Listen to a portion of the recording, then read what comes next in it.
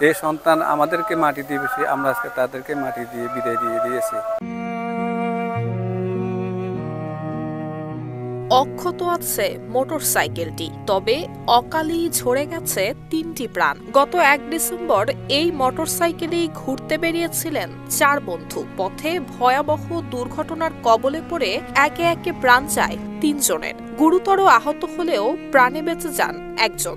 আমার সন্তানরা কালকে নিজে হাতে আমরা মাটি দিয়েছি, কিন্তু সন্তানরা বাপ মাকে মাটি দেওয়ার কথা, মুরব্বীদেরকে মাটি দেওয়ার কথা, সেই সন্তানকে নিজে হাতে নিজে দাফন করেছি। আজ প্রায় ২৪ ঘন্টা হয়ে গেছে। তো আমরা কি আর ভালো আছি? যাক, তার ক্লাস 10-এর ছাত্র, সে টেবিলের পড়া ছিল, এশার নামাজের পর সে বাইরে গেছে ৮টার দিকে। বাইরে যায়, তারা রোডে গেছে, রোড থেকে তারা খবর আছে তারা অ্যাক্সিডেন্ট দুর্ঘটনা ঘটেছে। তার বন্ধু বান্ধবরা ছুটে তাদেরকে হাসপাতাল নিয়ে গেছে, হাসপাতাল থেকে তাদেরকে ঢাকা মেডিকেলে পাঠিয়ে দিয়েছে। এ পর্যন্ত আমার মুরব্বীরা কান্নাকাটি করতেছে বা আমার ফ্যামিলি কান্নাকাটি করতেছে আমার সন্তানের জন্য।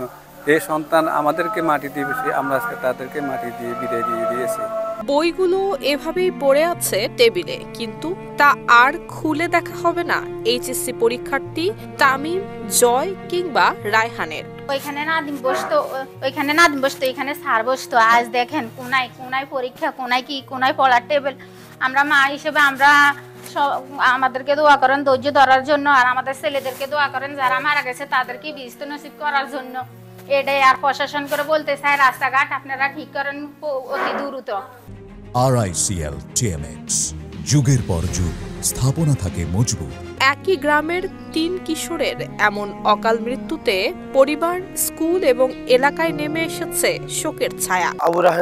আবু রাহেনের বাবা বলে, রাহেন বাড়ির সামনে অ্যাক্সিডেন্ট হয়েছে, একটু চল দেখি।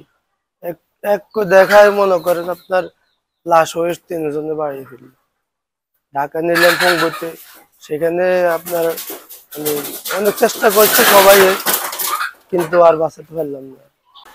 গাছ ৩টা ছিল, ৩ গাছের সাথে যায় ৩টা বাড়ি খাওয়ার পরে গায়ে সোজা খালে যায়। খালে যাওয়ার পরে নাদিমে একটু সুস্থ ছিল। নাদিমে তখন চেঁচামেচি করে লোকজন ডাকে প্রথমে 2টারে হসপিটালে পাঠাইছে, আমাদের সার্কিল স্কয়ার হসপিটালে।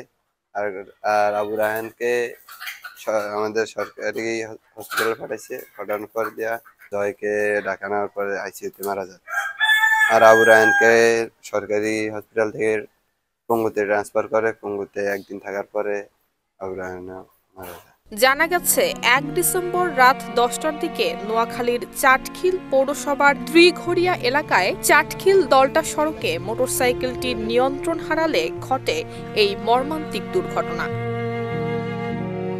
মোটরসাইকেলটির অতিরিক্ত গতির কারণে নিয়ন্ত্রণ হারিয়েছে বলে ধারণা করছে চাটখিল থানা পুলিশ। নুসরাত জাহান মেহেক, ঢাকা পোস্ট।